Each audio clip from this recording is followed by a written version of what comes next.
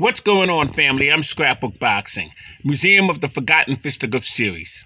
I'm going to continue to examine 100 years of the greatest 150 black fighters of all times. Now, Curtis Anderson and myself have dissected, we broke down to the smallest molecule as to why these fighters should be on this list.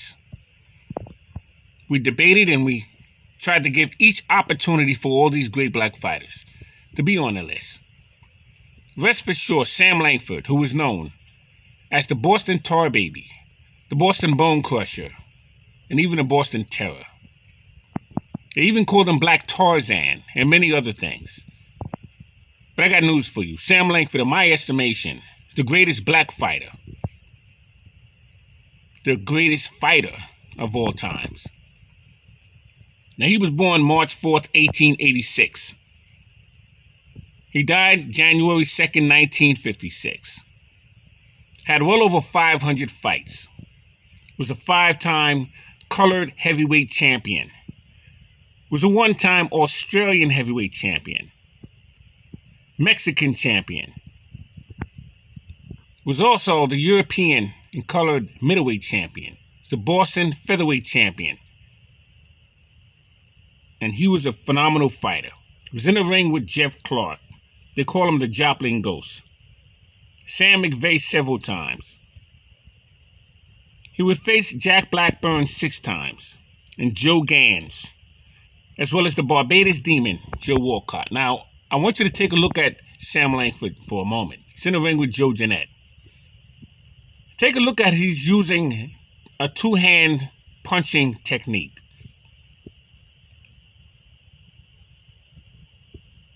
And he's got Joe Jeanette hurt.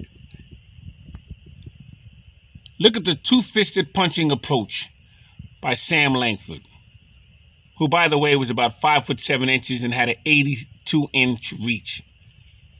Very powerful on the inside. He was feared by most fighters of his day. And he would find himself in the ring with many great fighters, such as Harry Wills, 23 times. Andy Watson, who would knock out Tiger Flowers in 1922 in the 2nd round. Would take on Porky Dan Flynn and Fireman Jim Flynn. Fought him several times, but he would knock out Fireman Jim Flynn for 7 minutes. Fireman Jim Flynn had knocked out Jack Dempsey. Take a look at the techniques that are used by Sam Langford. Beautiful 2-fisted combination attack. And he was usually the shorter man. Would also take on Larry Temple. Oh, beautiful left hook thrown by Sam Langford. And he would drop Joe Jeanette. Would take on Jack Thompson and Bill Tate, as well as Lee Anderson and George Godfrey. So Sam Langford has to be on this list as he drops Joe Jeanette.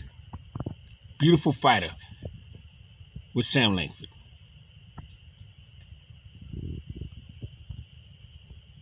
One quick note. Sam Langford faced Joe Gans in 1903. December 8th of that year.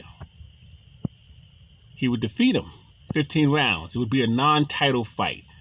Joe Gans was the current lightweight champion at that time.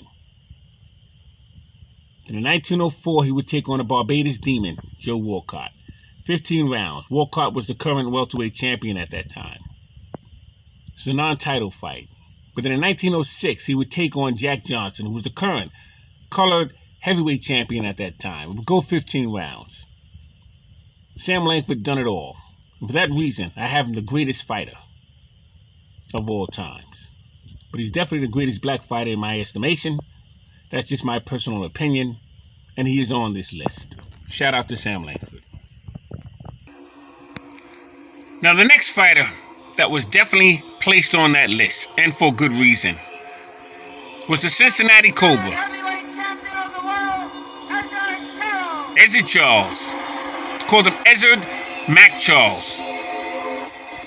Ezzard Charles was a special fighter because he was in the ring with Charlie Burley twice and Archie Moore 3 times. Jersey Joe Walcott 4 times. He would face Rocky Marciano twice and Joe Louis once in 1950, New York's Yankee Stadium. He would win the NBA Heavyweight Championship belt in 1949 when he took on Jersey Joe Walcott. But Ezzard Charles was a special fighter.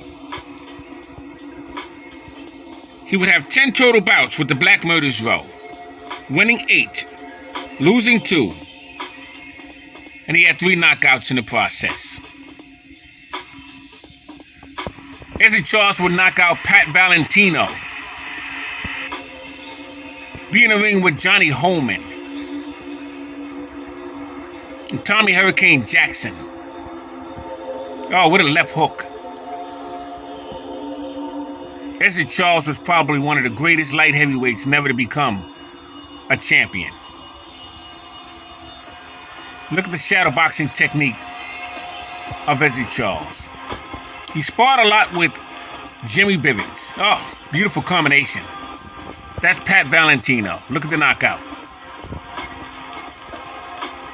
He's in there with Joe Louis. So Ezzard Charles has been placed on this list.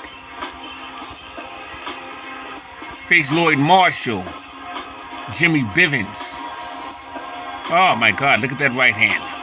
I can't tell you who he did not face, but I can tell you that Ezzard Charles is one of the greatest fighters of all times. Shout out to Ezzard Charles.